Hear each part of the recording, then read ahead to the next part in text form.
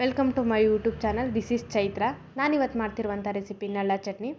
ನಳ್ಳ ಚಟ್ನಿ ಮಾಡಲು ಬೇಕಾಗುವ ಸಾಮಗ್ರಿಗಳು: 15ರಿಂದ 20 ನಳ್ಳ ಪೀಸ್, ಹುಣಸೆಹಣ್ಣು, 4ರಿಂದ 5 ಬೆಳ್ಳುಳ್ಳಿ ಎಸಳು, 3ರಿಂದ 4 ಮೆಣಸಿನಕಾಳು, ಮೀಡಿಯಮ್ ಸೈಜ್ನಲ್ಲಿ ಹಚ್ಚಿರುವಂಥ ಈರುಳ್ಳಿ 1 ಕಪ್, ಕೊತ್ತಂಬರಿ ಸೊಪ್ಪು, ರುಚಿಗೆ ತಕ್ಕಷ್ಟು ಉಪ್ಪು, ಕಡಲೆಬೇಳೆ ಉದ್ದಿನಬೇಳೆ 3ರಿಂದ 4 ಸ್ಪೂನ್.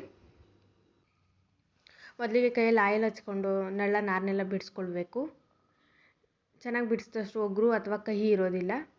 ನಳ್ಳ ಬೇರು ತುಂಬ ಒಳ್ಳೆಯದು ಆರೋಗ್ಯಕ್ಕೆ. ಮೂಳೆ ಸಮಸ್ಯೆ, ಮೂಳೆ ನೋವು ಏನೇ ಇದ್ದರೂ ಕಡಿಮೆ ಮಾಡುತ್ತೆ. ಬಿಡಿಸಿರುವಂಥ ನಳ್ಳ ಬೇರಿದು.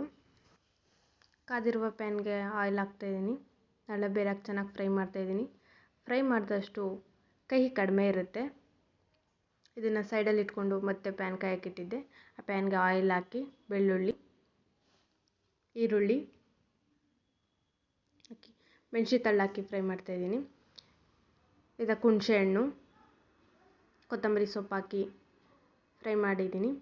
ಇವಾಗ ಇದನ್ನು ಸೈಡಲ್ಲಿ ಇಟ್ಕೊಂಡು ಮತ್ತು ಅದೇ ಪ್ಯಾನ್ಗೆ ಕಡಲೆಬೇಳೆ ಉದ್ದಿನಬೇಳೆ ಹಾಕಿ ಫ್ರೈ ಮಾಡ್ತಾಯಿದ್ದೀನಿ.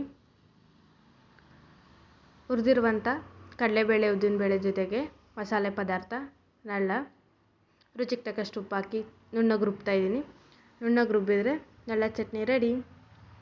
ರುಚಿಕರವಾದ ಸ್ವಾದಿಷ್ಟಕರವಾದ ನಳ್ಳ ಚಟ್ನಿ ರೊಟ್ಟಿ, ಚಪಾತಿ, ದೋಸೆ ಎಲ್ಲದರ ಜೊತೆಗೂ ಸವಿಯಬಹುದು. ವಂದನೆಗಳೊಂದಿಗೆ ಚೈತ್ರ.